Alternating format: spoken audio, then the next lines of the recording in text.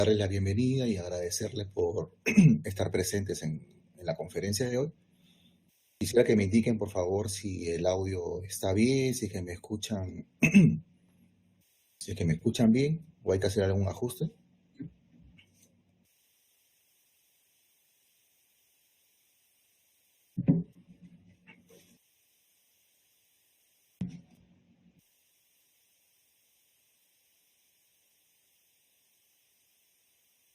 Ah, qué bueno, me indican de que se escucha muy bien.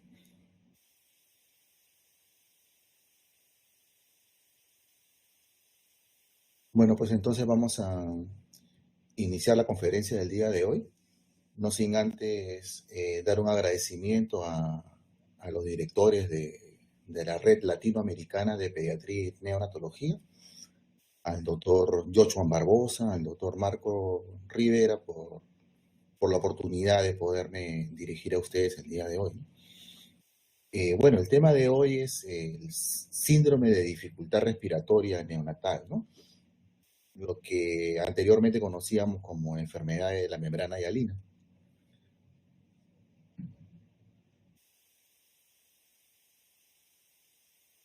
Bueno, en cuanto a lo que es la descripción de la enfermedad, SDR es una enfermedad asociada principalmente a la prematuridad, ¿no? La frecuencia y la severidad de la enfermedad está dada a menor edad gestacional, ¿no? O sea, por ejemplo, aquí vemos que en los prematuros de 25 o 26 semanas tenemos casi el 100% de frecuencia de SDR, y más bien conforme avanzamos hacia el término, vamos a ver de que la frecuencia y la severidad va a ir disminuyendo, ¿no? En los recién nacidos a término prácticamente ya no hay SDR. En su curso natural, esta enfermedad se manifiesta dentro de las primeras 6 horas de vida, pero hay casos en los que incluso puede presentarse los signos desde las primeras respiraciones, ¿no? Y se manifiesta con dificultad respiratoria, ¿no? Con aumento del trabajo respiratorio, cianosis, quejidos, retracciones y taquipnea. Radiográficamente se observa el clásico patrón de vidrio esmerilado y broncograma aéreo. En general, SDR tiene un pico de severidad a las 48, 72 horas. Luego de esto se va a encontrar una mejoría gradual en los siguientes días, ¿no? Sobre todo en los casos menos severos. Sin tratamiento, surfactante y medidas generales, puede ocurrir la muerte por hipoxia progresiva e insuficiencia respiratoria. Y el curso natural que hemos descrito de SDR puede ser interrumpido con la aplicación, con la administración de surfactante exógeno. Bueno, antes de pasar a la fisiopatología, quería hacer un pequeño recordaris acá. En esta imagen vemos la representación de los alveolos pulmonares, ¿no? El alveolo más pequeño es un alveolo sin surfactante y, como vemos ahí, tiene una mayor tendencia al colapso, ¿no? Hay una gran tensión superficial que hace que el tamaño, el volumen de aire dentro de ese alveolo tienda pues a disminuir y hay gran posibilidad de que colapse, ¿no? En cambio, el alveolo más grande que representa la figura, vemos un alveolo con surfactante, ¿no? Que vemos que reviste toda la parte interna del alveolo y evita justamente que este alveolo colapse, ¿no? Mantiene un aire, no un volumen residual de aire, inclusive al final de la expiración, ¿no? Bueno, esto en realidad es mucho más complejo de lo que estoy presentando, ¿no? Sino de que, bueno, la idea es tener más o menos la imagen clara de lo que viene más adelante, ¿no? En realidad es mucho más complejo que esto, pero bueno, lo que yo quiero que fijemos es de que el alveolo sin surfactante tiende al colapso y es más pequeño, ¿no? Tiene menos cantidad de aire. El alveolo con surfactante se mantiene abierto, ¿no? Se mantiene permeable, ¿no? Esta otra imagen es para recordar lo que es el desequilibrio ventilación-perfusión. Acá presentamos 3 alveolos. El alveolo del centro es el alveolo, no, la unidad normal, digamos, ¿no? Es un alveolo bien ventilado y bien perfundido, ¿no? Entonces, en esta unidad del centro, el intercambio gaseoso se va a dar de manera normal, digamos, ¿no? O sea, la sangre entra por el lado venoso, ¿no? Se presenta el intercambio gaseoso, ¿no? Pasa oxígeno del alveolo hacia la sangre y elimina el CO2 del capilar hacia el alveolo, ¿no? Eso es lo que ocurre en una situación normal, ¿no? Hacia la mano izquierda tenemos el shunt, ¿no? O el cortocircuito intrapulmonar, ¿no? En este caso, el alveolo está mal ventilado, ¿no? Como es el caso de la enfermedad que estamos tratando el día de hoy, ¿no? Al estar el alveolo colapsado o atelectasiado, vamos a tener un alveolo mal ventilado, pero bien perfundido, ¿no? Pero como vemos en la imagen, la sangre ingresa venosa y sale venosa, ¿no? Sin haber captado el oxígeno, como en la imagen del centro vimos anteriormente. A esto es lo que le llamamos el cortocircuito intrapulmonar, ¿no? Alveolo mal ventilado, pero bien perfundido, y no se presenta la oxigenación, digamos, de la sangre, ¿no? Entra la sangre venosa y sale venosa. Y en la imagen del lado derecho, bueno, para recordar lo que es el espacio muerto, ¿no? Es un alveolo bien ventilado, pero mal perfundido, ¿no? Tampoco se va a dar ahí el intercambio de gases de manera adecuada. Ahora sí entramos a lo que es la fisiopatología. La causa principal del SDR es la deficiencia de surfactante asociado a la prematuridad. La prematuridad también se caracteriza por inmadurez de la estructura pulmonar. Ahora, además del déficit de surfactante, también pueden haber otras situaciones que conduzcan a una disfunción o inactivación del surfactante, ¿no? Esto lo podemos ver en asfixia perinatal, cesárea, sin trabajo de parto o por la excesiva cantidad de líquido pulmonar fetal, ¿no? En infección pulmonar también, y también podemos encontrar retardo de la maduración de pulmonar. Eso lo podemos observar en la diabetes materna y en algunos fetos de sexo masculino, ¿no? Y la síntesis también del surfactante puede verse comprometida por el estrés por frío, por hipovolemia, por hipoxemia y por acidosis, ¿no? Entonces, bien, decíamos que el principal factor es el déficit de surfactante. Al no tener suficiente surfactante, como mencionábamos en la imagen, va a haber un aumento de la tensión superficial, o sea, una mayor tendencia al colapso, el alveolo tiende pues a atelectasiarse, ¿no? Se van a presentar atelectasias de manera generalizada en todo el pulmón, y la consecuencia de esto va a ser que va a haber una compliance pulmonar disminuida. Esto quiere decir de que los pulmones se vuelven duros, ¿no? Para poder inflar estos alveolos necesitamos una presión mucho mayor. Disminuye la capacidad residual funcional. O sea, quiere decir de que el volumen residual que siempre debe haber al final de la expiración, en este caso, pues se pierde porque el alveolo prácticamente se colapsó, se atelectasió. Hay una mayor tendencia al colapso, como mencionábamos, y un aumento del espacio muerto. Estos cambios en la fisiología pulmonar van a ocasionar una alteración, ventilación, perfusión, como mencionábamos en el gráfico anterior, ¿no? Esto también causa una alteración del intercambio gaseoso e hipoventilación, ¿no? El resultado final de todo esto es que vamos a tener hipoxemia y vamos a tener hipercapnia, ¿no? Una retención de CO2. Antes de pasar a la siguiente imagen, también creo que ya hemos mencionado, pero para puntualizar bien,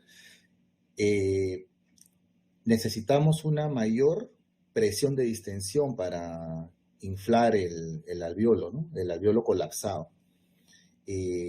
Cada respiración requiere mayor esfuerzo que la anterior, y esto a la larga va a ocasionar fatiga muscular en el recién nacido. La reapertura repetitiva de estos alveolos colapsados ocasionan daño a la arquitectura pulmonar.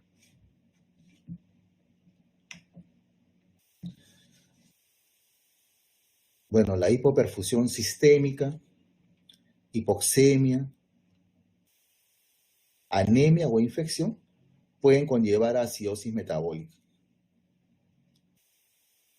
por aumento del lactato secundario a un metabolismo anaerobio, ¿no? Por todos estos cambios que estábamos mencionando, ¿no? Hipoxemia, hipercapnia, ¿no? Hipoperfusión sistémica. Hay que tener también en cuenta de que cuando hay una acidosis severa, con una caída del pH menor de 7.15, hay otras funciones fisiológicas, tales como la contractilidad miocárdica y la actividad del diafragma, que se van a ir deteriorando. Entonces, la hipoxemia y la acidosis ocasionan vasoconstricción pulmonar y aumento del cortocircuito del shunt de derecha a izquierda. Y esto va a dar como resultado un empeoramiento de la hipoxemia. Además, va a haber también hipoperfusión pulmonar, que también va a conllevar a daño isquémico del capilar pulmonar. No sé si hasta ahí me van siguiendo, o de repente estoy yendo un poco rápido, por favor hágamelo notar.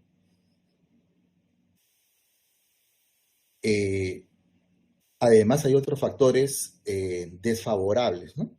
Tales como la exposición a altas concentraciones de oxígeno inspirado, el volutrauma, el barotrauma cuando tenemos al paciente en asistencia ventilatoria mecánica. Y todo esto va a dar lugar a una liberación de mediadores inflamatorios, ¿no? Esto va a dañar la integridad endotelial y epitelial, ¿no? Este daño en la arquitectura pulmonar va a empeorar aún más la síntesis y la función del surfactante, ¿no? No solo produce menos surfactante porque va a haber daño de los neumocitos tipo 2, sino que además el poco surfactante que tiene se inactiva, ¿no? Entonces, este daño a nivel del endotelio y el epitelio finalmente conduce a una trasudación del contenido plasmático hacia el espacio alveolar, ¿no? Esta trasudación de plasma contiene fibrina, contiene detritus, ¿no?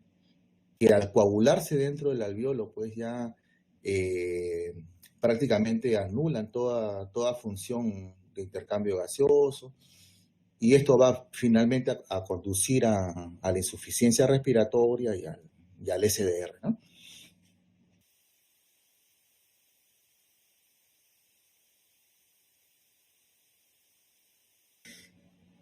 En cuanto a lo que es el cuadro clínico de SDR, pues tenemos que uno de los síntomas principales es la taquimia, ¿no? Esto es debido a que, como mencionábamos, hay volumen tidal bajo y el recién nacido va a incrementar su frecuencia respiratoria para mantener el volumen minuto. Pero conforme el niño se va agotando, la frecuencia respiratoria va a ir disminuyendo o inclusive se va, digamos, a detener, va a presentar una apnea. El quejido también es otra característica frecuente, importante en SDR, ¿no? Y que se va a dar por la exhalación contra la glotis cerrada, intentando producir una PEEP, ¿no? Y tratar de generar un poco de volumen residual y aumentar su capacidad residual funcional, ¿no? Un intento del recién nacido de evitar la atelectasia, ¿no? Ahora, hay que también tener en cuenta de que cuando uno coloca un tubo endotraqueal, está bypassando este mecanismo compensatorio del niño y en algunas ocasiones puede observarse una caída importante en la presión arterial de oxígeno. Vamos a tener signos de trabajo respiratorio incrementado como el aleteo nasal, ¿no? En el cual aumenta el diámetro de la vía aérea superior para intentar disminuir la resistencia. Y las retracciones, ¿no? Las retracciones que, sobre todo de los músculos intercostales y subcostales, para ayudar a sobrepasar la presión requerida para inflar los pulmones, ¿no? Acuérdense que este es un pulmón con una compliance, con una distensibilidad muy baja y que requiere generar una presión de extensión muy, muy alta, ¿no? Una gran presión para poder inflar estos pulmones. Entonces, esto hace de que, además del diafragma, intervengan músculos accesorios como los intercostales, los subcostales, ¿no? Y como la caja torácica en los prematuros es muy flexible, también se puede evidenciar una retracción external profunda durante la inspiración, ¿no? Una retracción sifoidea marcada, ¿no? Podemos encontrar cianosis, que es el resultado de una oxigenación inadecuada, palidez, que es por la acidosis, ¿no? Ocasionada por la retención de CO2, ¿no? Menciona también en la revisión que hice que la combinación de trabajo respiratorio incrementado, cianosis y acidosis causa letargia y desinterés en la alimentación, ¿no? Y eventualmente apnea. Los recién nacidos con asfixia intraparto o extremadamente prematuros pueden presentar apnea inmediatamente después del parto. Al examinar estos niños podemos encontrar también que los ruidos pulmonares van a oírse lejanos, distantes a la ocultación, y también vamos a encontrar rales finos, rales inspiratorios finos, que son debidos a la reapertura de los alvéolos colapsados y húmedos, ¿no? Por lo general, el recién nacido está oligúrico, ¿no? Inicialmente oligúrico, y hay evidencia de edema periférico, ¿no? Debido a retención de fluido. Y más o menos alrededor de las 48 horas de vida es frecuente el inicio de la diuresis, ¿no? Con una mejoría clínica concomitante en los recién nacidos con SDR menos severo. Si el SDR es lo suficientemente grave como para requerir ventilación mecánica, o se complica con escapes aéreos, con chant significativo por PCA, por ductus arterioso permeable, o hay signos tempranos de displasia broncopulmonar, la recuperación ya no va a durar una semana, como en el caso del síndrome menos severo, sino que en estos casos más graves, la recuperación se va a retrasar por semanas o inclusive meses, ¿no?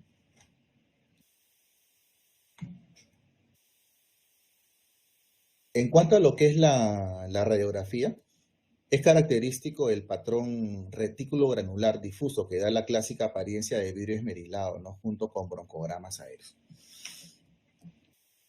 Esta es la imagen radiográfica característica, ¿no? Entonces, en ambos pulmones vemos el patrón retículo granular, ¿no? Difuso, ¿no? En esta radiografía, en el pulmón izquierdo, cerca del borde cardíaco, no sé si notan el broncograma aéreo. Este paciente necesitó intubación endotraqueal, vemos ahí la presencia del tubo. Ahora, el patrón retículo granular es primariamente causado por las atelectasias, ¿no? O sea, los alvéolos colapsados dan esa apariencia, digamos, de un pulmón mal ventilado, ¿verdad? Y el broncograma aéreo representa los bronquiolos aireados, ¿no? Sobre un fondo de atelectasia, ¿no? Se ve el broncograma aéreo negrito y la atelectasia se ve como un fondo blanco, ¿no?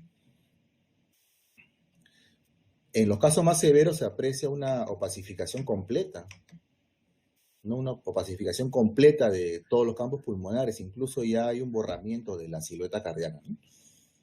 Acá también hemos señalado con unas flechas la presencia de broncogramas aéreos, ¿no? En esta placa vemos pues, un SDR grave, ¿no? Muy severo, ¿no? Con borramiento total de la silueta cardíaca. Ahora, lo que también mencionan es de que las características radiográficas de SDR es indistinguible a la de la neumonía neonatal, ¿no? Por tal razón, en la mayoría de protocolos recomiendan de que hay que iniciar antibióticos en estos recién nacidos con esta placa radiográfica hasta que se pueda excluir o descartar el diagnóstico de infección, ¿no? De neumonía sobre todo. Bueno, esta es una imagen en la que vemos a la media hora de vida un un recién nacido con una SDR importante, ¿no? Con un gran velamiento de ambos campos pulmonares. Y al costado vemos una radiografía 3 horas después, en la que ya se aplicó surfactante, ya se intubó al recién nacido y vemos de que la ventilación del parénquima pulmonar mejora, ¿no?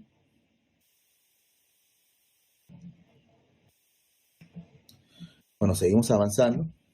En cuanto a lo que es el manejo de SDR, por lo general se hace en 4 aspectos, ¿no? Prenatal, estabilización en atención inmediata, soporte respiratorio y surfactante y los cuidados de soporte, ¿no?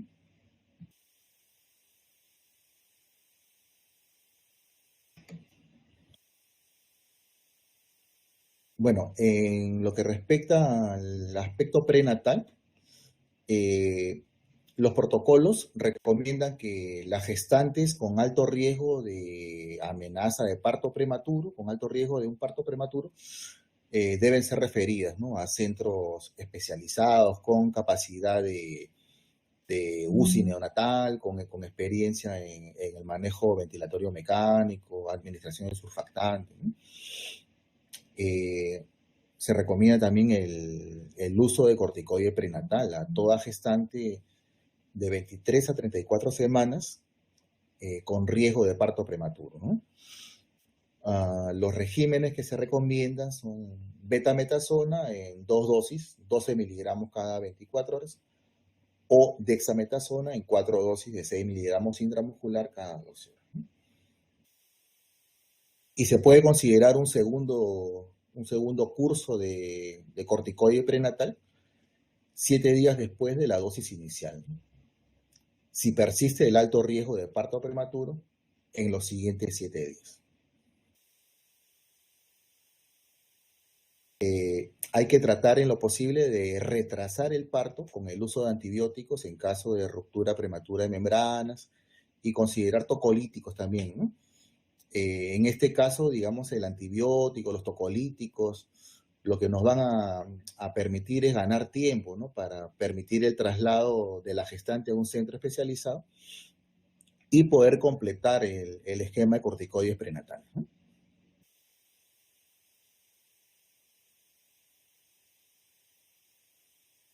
Eh, con la administración de esteroides prenatales se ha observado una reducción en la muerte neonatal, menor riesgo de SDR, pero este efecto se limita a las madres que recibieron, como mencionábamos, ¿no? La primera dosis de esteroides en los días 1 a 7 antes del nacimiento.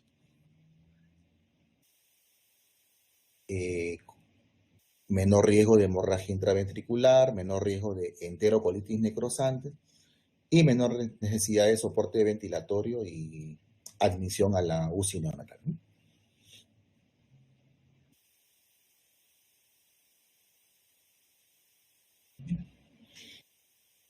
En cuanto ya a lo que es estabilización en atención inmediata, en la mayoría también de protocolos que se han revisado para esta clase, hemos encontrado que recomiendan retrasar el clampaje del cordón umbilical, ¿no?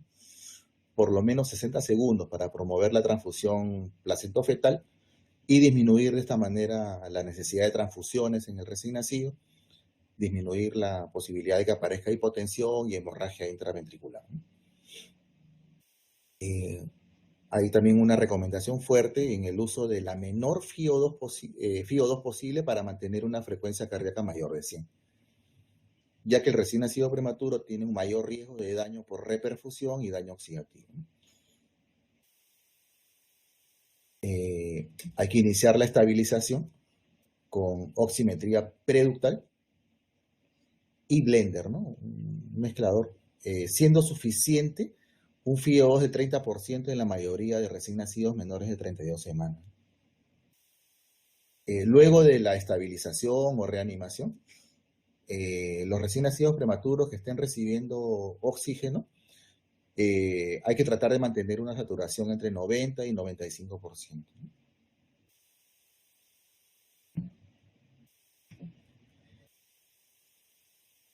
Bueno, Se recomienda también que la reanimación o estabilización en la sala de partos siga las recomendaciones de la Asociación Americana de Corazón y de la Academia Americana de Pediatría, ¿no?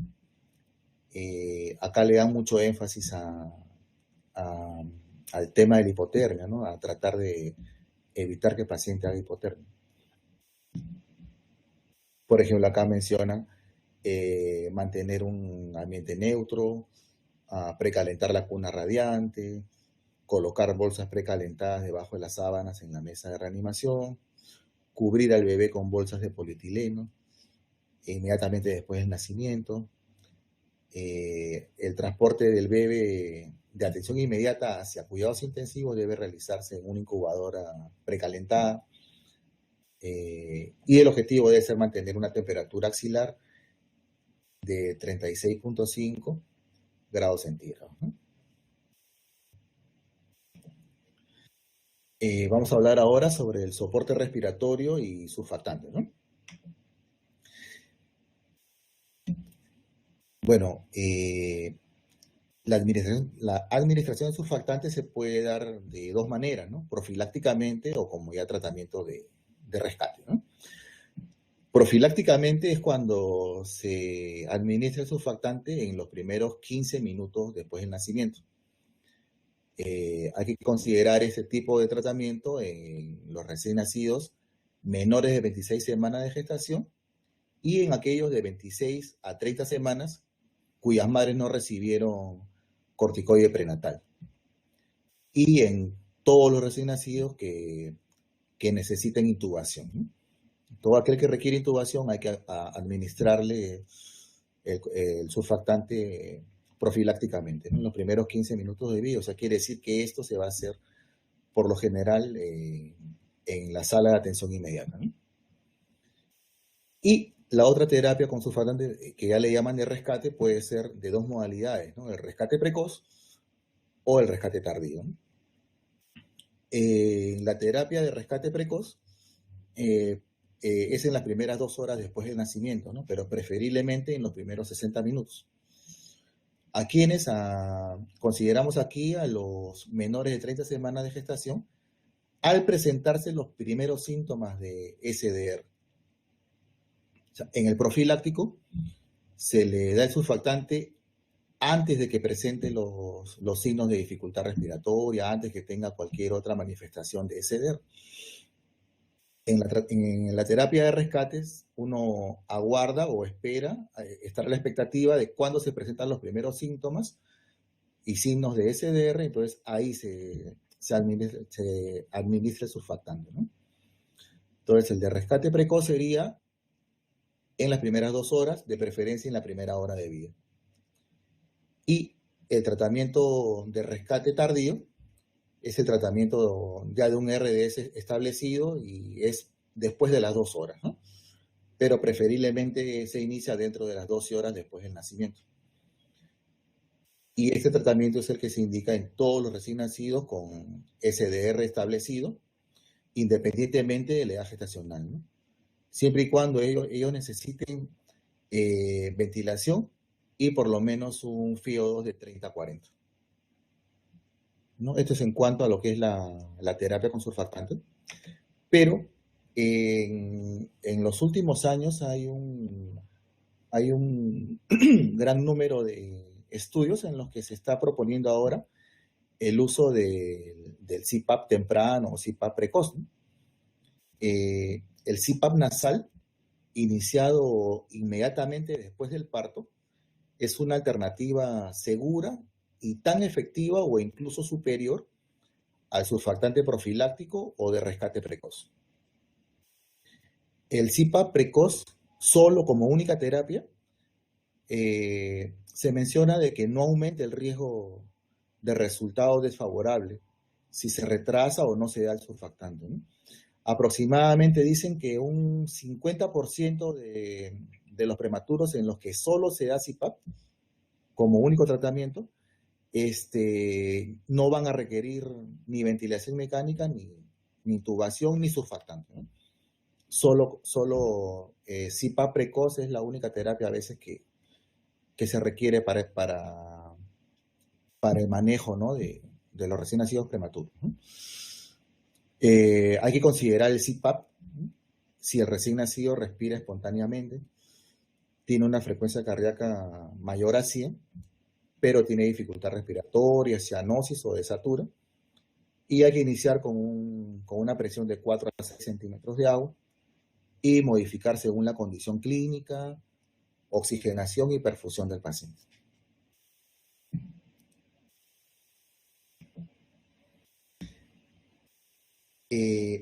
Ahora, esto se hace porque se ha visto que el surfactante profiláctico puede resultar en intubación y administración de surfactante innecesarias para muchos recién nacidos. Los recién nacidos prematuros que requieren intubación y requieren un FiO2 mayor de 40%, deben recibir el surfactante lo más pronto posible, ¿no? Lo que mencionábamos, el tratamiento de rescate precoz, ¿no? Si es que ya requiere intubación y un FiO2 alto, pues hay que intubarlo y hay que ponerle el surfactante, ¿no?, lo más pronto posible, ¿no? El uso selectivo de surfactante de rescate temprano es lo recomendable. Esto nos va a brindar un menor riesgo de muerte, enfermedad pulmonar crónica y escapes aéreos, ¿no?, en comparación al surfactante de rescate tardío. Un protocolo sugerido que encontré también es dar surfactante de rescate precoz a los recién nacidos menores de 26 semanas y que requieran un FiO2 mayor a 0.30, y a los mayores de 26 semanas con un requerimiento de FiO2 mayor a 0.40.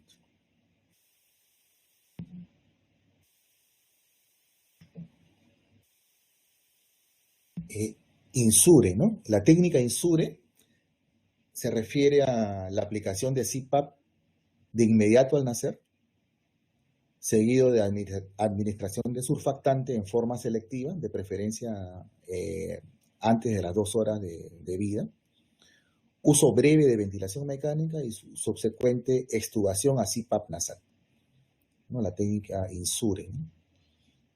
Esta técnica, Insure, puede ser considerada como una alternativa al uso rutinario de intubación y surfactante con continuación de ventilación mecánica, ¿no?, que era lo que hacíamos anteriormente, ¿no? A un recién nacido prematuro, bueno, se le intubaba, se le intubaba pronto, le poníamos el surfactante y lo conectábamos a un ventilador, ¿no?, y lo dejábamos ahí varios días. Y teníamos pues mucha morbilidad, mucha injuria asociada al ventilador, un resultado neurológico también desfavorable, ¿no?, bastante frecuencia de displasia broncopulmonar. Y bueno, se ha visto de que con esta aplicación de soporte respiratorio no invasivo como el CPAP, como la aplicación selectiva de surfactante, el resultado es mejor, ¿no? O sea, es una alternativa, por eso mencionamos, al manejo convencional.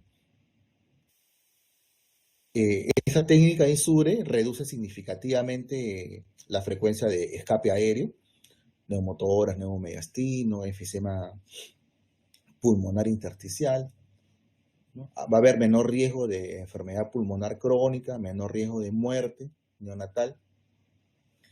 Y muy importante, disminuye y optimiza la utilización de surfactante y ventilación mecánica, ¿no? Y esto es una alternativa en instituciones con recursos limitados, como son nuestros países de América del Sur, ¿no? No tenemos probablemente en muchos casos la cantidad suficiente de incubadoras, ventiladores mecánicos, el surfactante sigue siendo caro. Entonces, el uso racional de estos recursos que estamos mencionando, ¿no?, el CPAP precoz, la administración selectiva de surfactantes, la técnica Insure, bueno, como que podría ayudarnos, ¿no?, en nuestros hospitales, ¿no?, con recursos limitados. Pero lo que también se ha visto es de que la extubación rápida luego del surfactante, no siempre es posible, sobre todo en los recién nacidos más inmaduros. Por eso hay que individualizar cada caso, ¿no? Hay que ver qué alternativa de manejo de apoyo respiratorio es mejor para cada paciente. Pero siempre que se pueda, la aplicación de CPAP precoz, la técnica ISURE, el surfactante selectivo, digamos, precoz es lo más recomendable, ¿no? ¿Me están escuchando? ¿Vamos bien? ¿O estamos yendo muy rápido?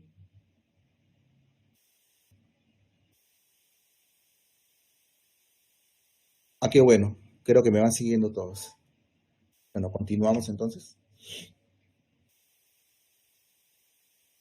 Entonces, cada uno de estos aspectos que estoy mencionando, pues son capítulos enteros, ¿no? O sea, solo hablar de CPAP, pues seguramente abarcaría una extensa charla, o hablar sobre el surfactante, pues también es todo un capítulo, ¿verdad? Y pues la cantidad de estudios, de investigaciones, es realmente enorme, ¿no? O sea, se está investigando mucho en esto de lo que es el soporte respiratorio no invasivo.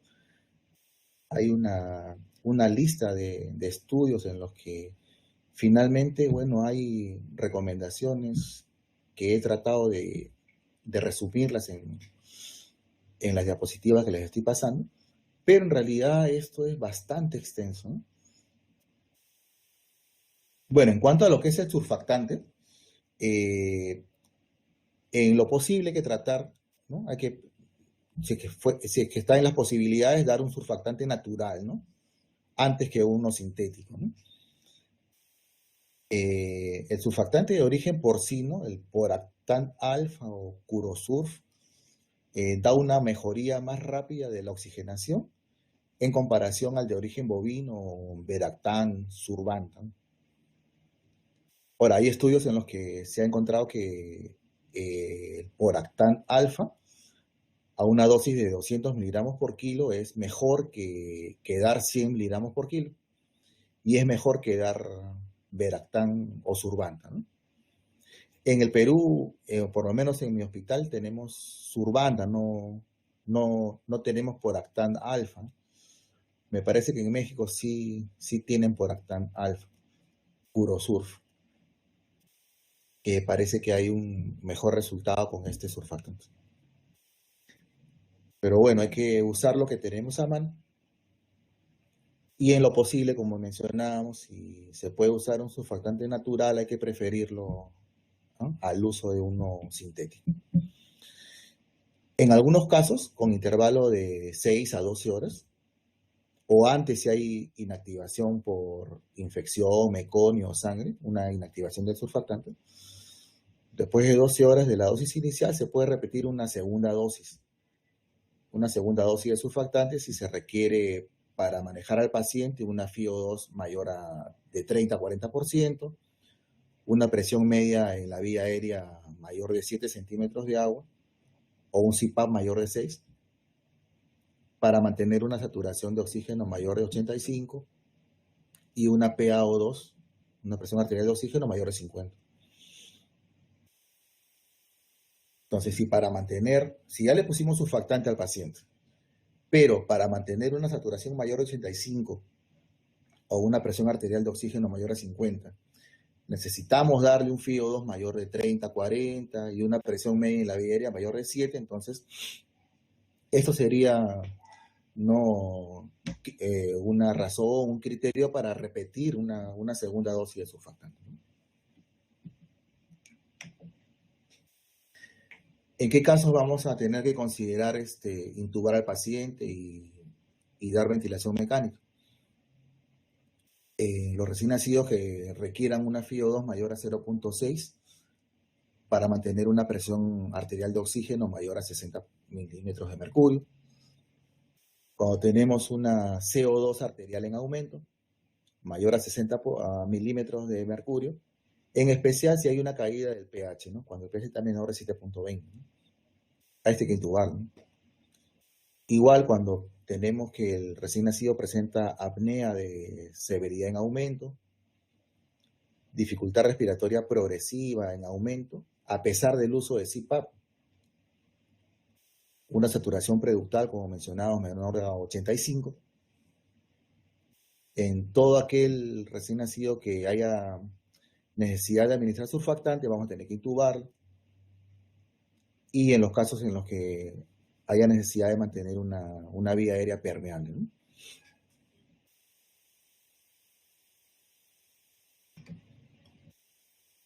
Bueno, en los recién nacidos que van a necesitar soporte ventilatorio mecánico, en lo posible que tratar de manejarlos en modo sincronizado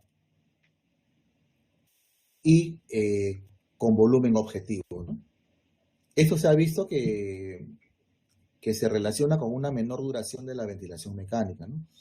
Usar el modo sincronizado y con volumen control, ¿no? El control por volumen disminuye la duración de la ventilación mecánica y la incidencia menor, ¿no?, de neumotoras y displasia broncopulmonar. En lo posible que tratar de usar tiempos inspiratorios cortos, de 0,30 a 0,40 segundos. La PEEP o PIP, generalmente 5 centímetros de agua, suficiente. Un volumen corriente de 4 a 5 mililitros por kilo, y eso se va a ir ajustando de acuerdo a los valores del CO2, ¿no? Siempre en todos los protocolos he encontrado que recomiendan que hay que extubar al paciente lo más pronto posible, en cuanto cumpla, digamos, ¿no?, con los criterios, digamos, que vamos a mencionar luego, ¿no? Hay que tratar de extubarlo lo más pronto posible. Y no se recomienda el uso electivo de ventilación de alta frecuencia en los recién nacidos con SDR. Bueno, también el uso más que nada es un uso de rescate, ¿no?, cuando la ventilación mecánica convencional ha fallado.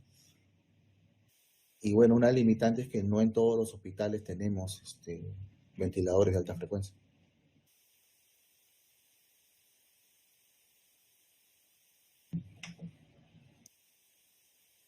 Indicaciones ya para extubar al paciente, que el paciente tenga estabilidad clínica, que haya una mejoría en la radiografía de tórax, que haya evidencia de una adecuada respiración espontánea, que el paciente tenga un buen patrón respiratorio, gases arteriales estables con una saturación de oxígeno dentro de un rango apropiado, ¿no?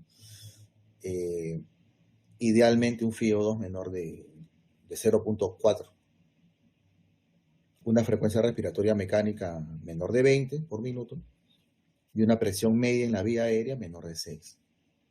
¿No? Cuando tenemos todos estos criterios, bueno, ya el paciente está en condiciones de ser extubado, ¿no?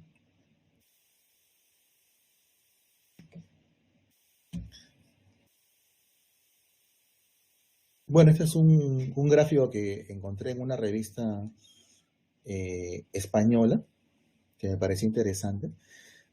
Bueno, aquí dice que los niños prematuros menores de 1.500 gramos de peso, el neonatólogo valora la presencia de SDR y la necesidad de reanimación, usando también un pulso oxímetro siempre preductal, ¿no? Si no hay signos de SDR o si no hay necesidad de reanimación, el recién nacido prematuro pasa a cuidados generales para intentar favorecer el contacto piel a piel con su mamá, ¿no? Si hay signos de SDR o hay necesidad de reanimar al prematurito, bueno, en este caso vamos a iniciar la reanimación aplicando presión positiva, ¿no? 15 a 20 insuflaciones. Esto podemos hacerlo con el NeoPAF y colocar una presión de distensión, una presión CPAP de más o menos 6 centímetros de agua, administrando oxígeno caliente y húmedo durante 5 minutos. Esto se puede hacer con el NeoPAF. Si es que en nuestras unidades tenemos la cuna radiante con este recurso de NeoPAF, pues sería muy interesante que Agarre pueda aplicarse esta recomendación, ¿no?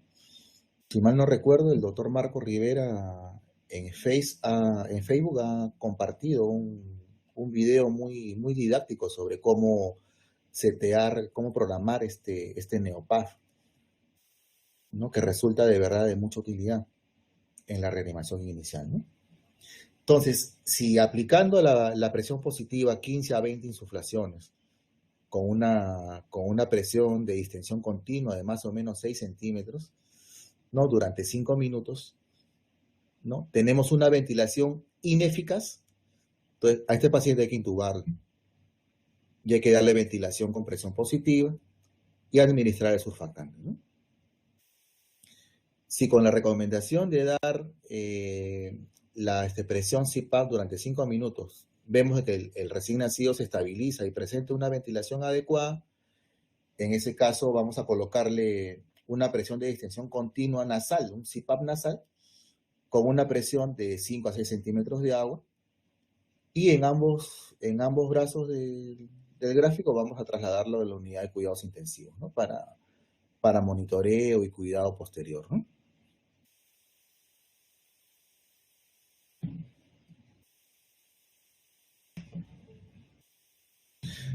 Bueno, los cuidados de soporte, porque como se sabe, no todo es oxígeno, no todo es ventilación, no todo es surfactante, sino que además hay que dar, pues, ¿no? Los cuidados que requiere todo prematuro, ¿no? Hay que evitar el deterioro del recién nacido durante el traslado de atención inmediata hacia la UCI, ¿no? Ya mencionábamos que hay que hacer el traslado en una incubadora precalentada. Todo recién nacido prematuro que ha requerido intubación debe ser ventilado en la incubadora de transporte. Y estos parámetros durante ese traslado hay que irlos regulando, los parámetros de la ventilación, de acuerdo a la saturación y de acuerdo a la condición clínica, ¿no? Sobre todo hay que cuidar que haya una adecuada expansión torácica, ¿no? Otro aspecto importante en el cuidado del recién nacido prematuro con SDR es la manipulación mínima, ¿no? Ya que la succión endotraqueal, una punción lumbar, tomar una radiografía y cualquier otro procedimiento que lo estrese al bebé, puede hacer que la respiración se torne muy irregular, incluso llegar a la apnea, o incrementar el chant, el cortocircuito de derecha a izquierda y presentar una rápida caída en la presión arterial de oxígeno. En lo posible que tratar de hacer manipulación mínima a estos bebés, ¿no?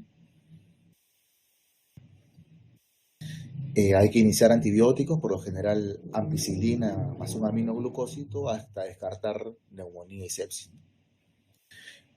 Algo novedoso que bueno, yo no lo conocí hasta ahora es que en algunas unidades donde la infección por hongos es frecuente, están recomendando la profilaxis con fluconazol, 3 miligramos por kilo, 2 veces por semana, por 6 semanas, ¿no? En los recién nacidos menores de miligramos o menores de 27 semanas de edad gestacional.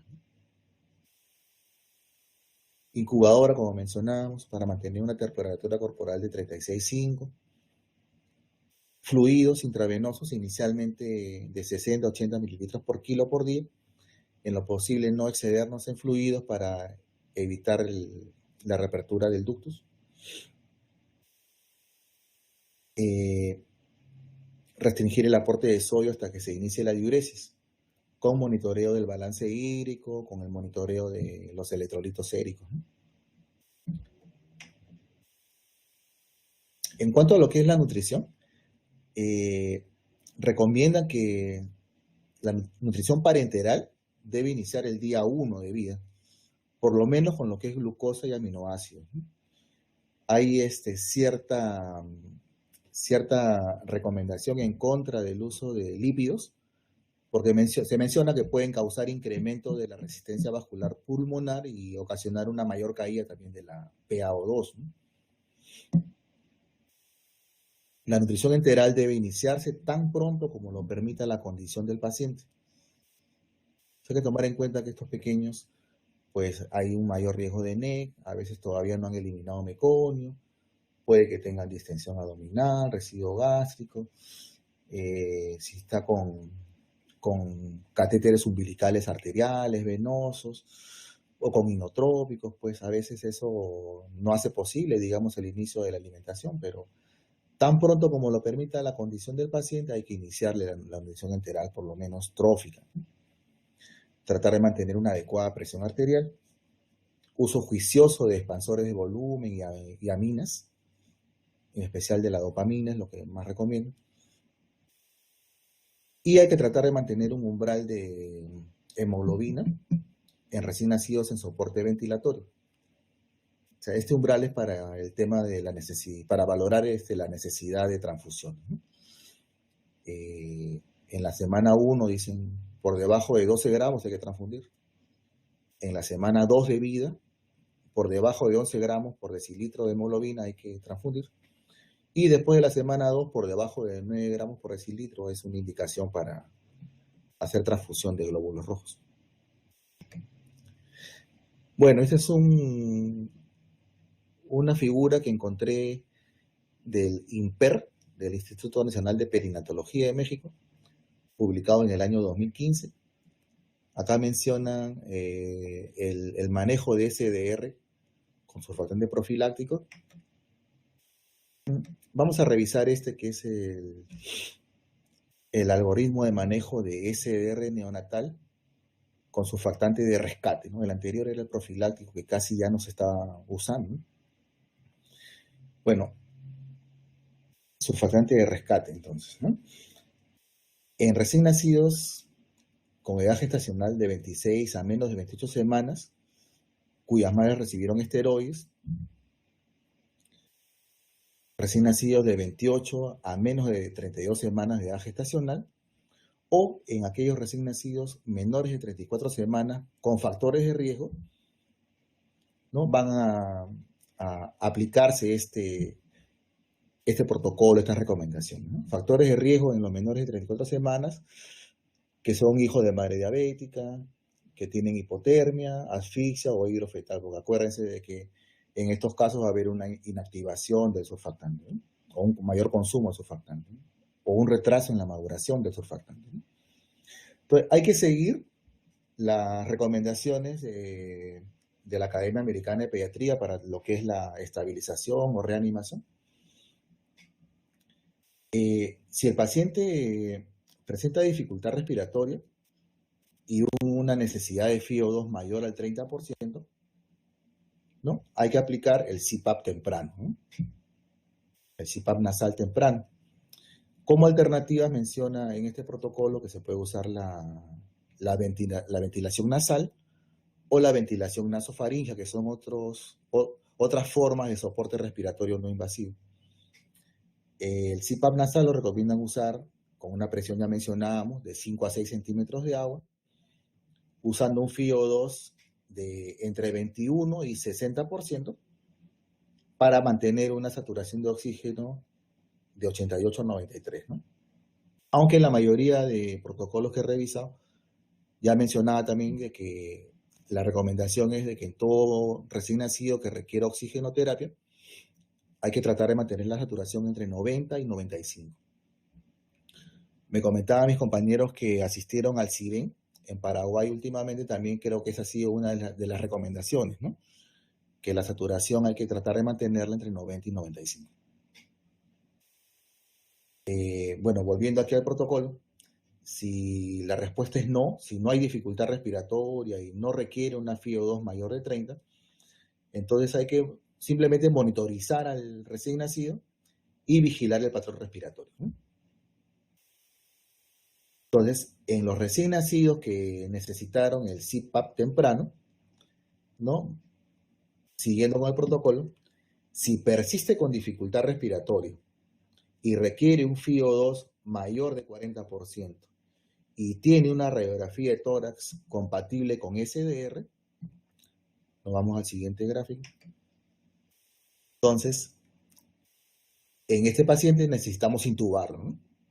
Si a pesar del CPAP persiste con dificultad respiratoria, necesita más de 40% de FiO2 y tiene una radiografía compatible con SDR, entonces se le va a intubar y se le va a administrar el surfactante de rescate temprano. Si la respuesta es no, y entonces quiere decir que con el CPAP se estabilizó, entonces continuamos con el CPAP hasta cumplir los criterios para retirarlo. Y si en caso falla el CPAP, bueno, tenemos que intubarlo y seguir con él, ¿no? Con la recomendación anterior. ¿En qué casos que el paciente ya está mejor vamos a retirar el CPAP? ¿Cuáles son los criterios de retiro del CPAP? Bueno, que tenga una presión de 5 centímetros de agua, una FiO2 de 21%, sin dificultad respiratoria o apneas, y una frecuencia respiratoria menor de 60 por minuto. ¿Y en qué caso decimos de que hay falla del CPAP? Cuando requiere una FiO2 mayor a 60%, una PEP mayor de 7, cuando el pH cae a menos de 7,25 y tenemos una CO2 mayor de 65, ¿no? O presencia de apnea también, ¿no? Entonces, a este paciente, volviendo al cuadro, a este paciente que a pesar del CPAP nasal persiste con dificultad respiratoria, FiO2 mayor de 40%, radiografía compatible con SDR, lo intubamos, le administramos el surfactante de rescate temprano y bueno, ahora vamos a valorar si cumple criterios para extubación. ¿Cuáles son estos criterios para extubación? Si tiene un adecuado esfuerzo respiratorio, una presión media en la vía aérea menor de 7 y una FiO2 menor de 40. Entonces, si cumple con estos criterios de intubación, lo extubamos y vamos a colocarlo en ventilación no invasiva, ¿no? Que puede ser CPAP nasal o puede ser una ventilación nasal o nasofaringea, ¿no?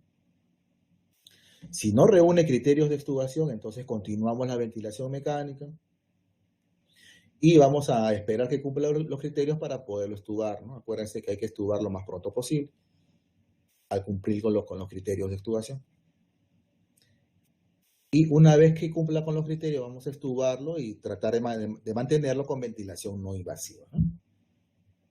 Si 12 horas posteriores a la aplicación de la primera dosis de surfactante, el paciente requiere una FiO2 mayor de 30% y tiene una radiografía compatible con SDR, una FiO2 mayor de 30% en ventilación mecánica o mayor de 40% en CPAP,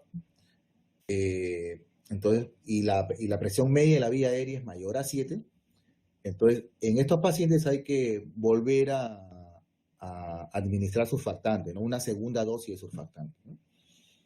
Cuando 12 horas posteriores a la primera dosis hay un requerimiento de FiO2 todavía alto, mayor a 30%, la radiografía todavía no mejora, sigue con signos compatibles de SDR, ¿no? Y que requiera un alto FiO2, como mencionaba, para mantener una saturación entre 90 y 95, ¿no?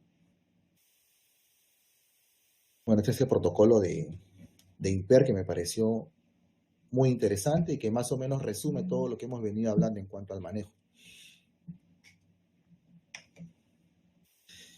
Y ya estamos a punto ya casi de terminar la charla. Las complicaciones de SDR pues son múltiples, ¿no? Lo más frecuente, la ruptura alveolar, ¿no?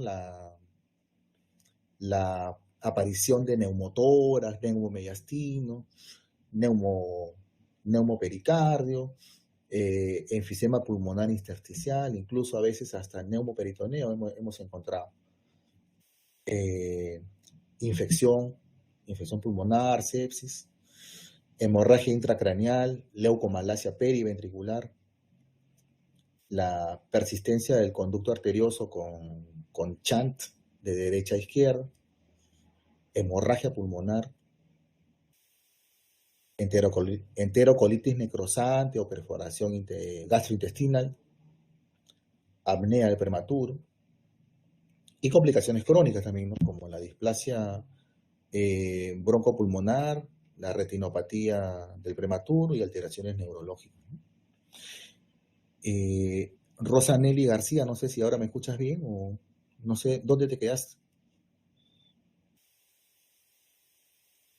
¿Se escucha bien el resto de colegas?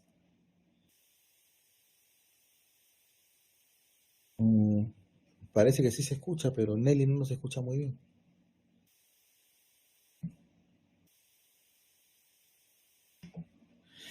Y bueno, las consideraciones finales, eh, como conclusión ya de la charla de hoy, el corticoide prenatal favorece la maduración pulmonar. Eso, bueno, ya está, creo, bien establecido y hay que, en lo posible, tratar de aplicar a todas las madres con amenaza de parto prematuro, ¿no? Otra cosa, la transfusión placentaria, el uso inmediato de CPAP, facilitan una adecuada reanimación. O sea, siempre que sea posible, hay que tratar de retrasar el clampado del cordón.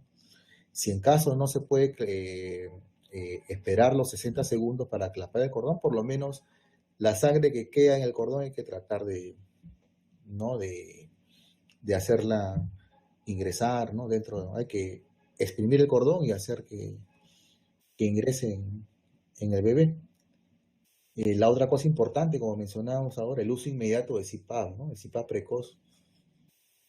Y sobre todo en atención inmediata con el uso del NeoPAF sería un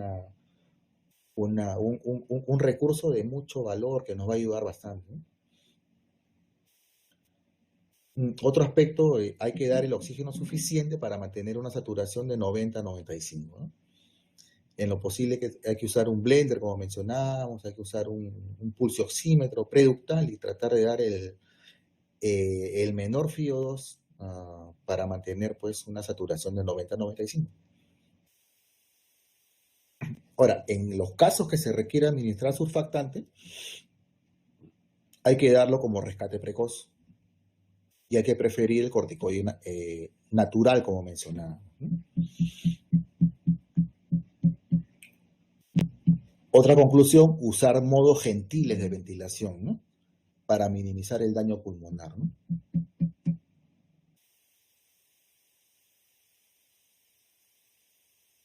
Y la terapia de soporte, ¿no? Que es importante, como mencionaba, los fluidos, los electrolitos, la nutrición, evitar la hipotermia, el uso profiláctico de fluconazol, que para mí fue una novedad, ¿no? Bueno, con todas estas recomendaciones finales, se ha encontrado que la sobrevida en los recién nacidos prematuros con SDR, pues, se optimiza, ¿verdad? Se optimiza el uso de recursos, se disminuye las complicaciones relacionadas con la prematuridad y SDR. Entonces hay que tratar de implementar todo esto dentro de nuestro manejo, ¿no? Y bueno, creo que aquí nos quedamos. Aquí nos quedamos. Entonces, eh,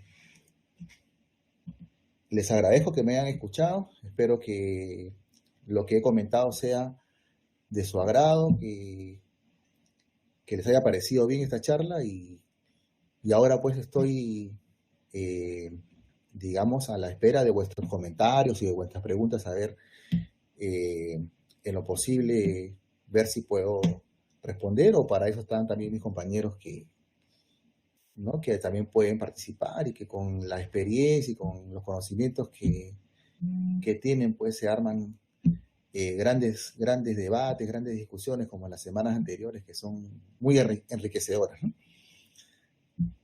Entonces,